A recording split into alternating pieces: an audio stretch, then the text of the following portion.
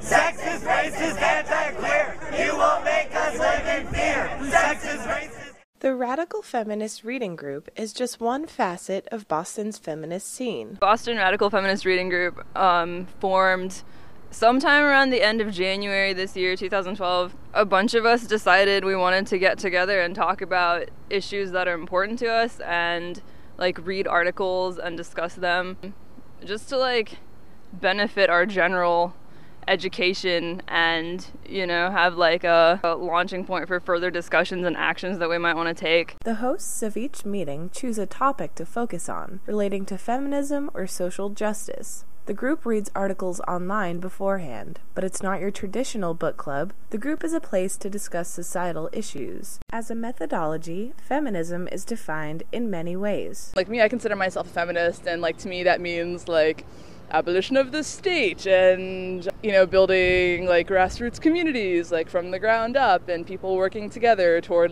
mutual ends.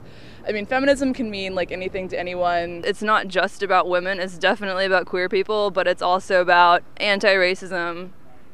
Basically any marginalized groups would be a part of what we care about. The group considers themselves radical because they question society. They aren't afraid to bring up controversial topics. Their latest meeting at the Lucy Stone Cooperative focused on language and how it can be destructive or empowering. You can't help feeling differently about different words. How many years is it going to take us to feel the same about slut and slut? We just can't. We just have assumed that women never enjoy sex. So if you're a slut, you basically do it because you're desperate and you're asking for others. It's not because you enjoy sex. It's because you're sleeping with other people for other reasons. You have other things lacking in your life and you try to fill it up with that. But you're a slut. Well, obviously, you enjoy sex, you're seeking more of it, and you're doing it because you're confident and really at the top of the world and you can do it. We think in those categories because those are the words available. Oh, you're such a slut, that's so great. Yeah. And then the opposite, and then also because it gets us thinking that way, we don't try to change the words. Scholar, I forget her name, but she didn't even do an exhaustive study, and she found I think 1,300 words to sexually derogate women, and she only found around 60 that had to do with men, and even then it's you're insulting men sexually because of their association with women, so it's all whoremonger or son of a bitch. The worst thing you can call a man is a woman. The worst thing you can call a woman is a woman. It's just this concept of the feminine is just so demonized in our culture, and it has.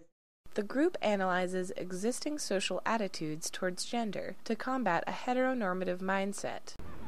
Basically anything to make this society safer for people who don't necessarily fit into gender stereotypes. I think a big part of it is just being willing to treat people like people. One can only, work with what one knows. And if I only know, what I'm living, what I'm living is legit, but other people are living completely different things. And I think it's, if I'm trying to make the world suck less, then I should really know more about other people's experiences. So I try to be conscious of, how my individual decisions are impacting the world. Boston's Radical Feminist Reading Group is a safe space for people to speak their minds.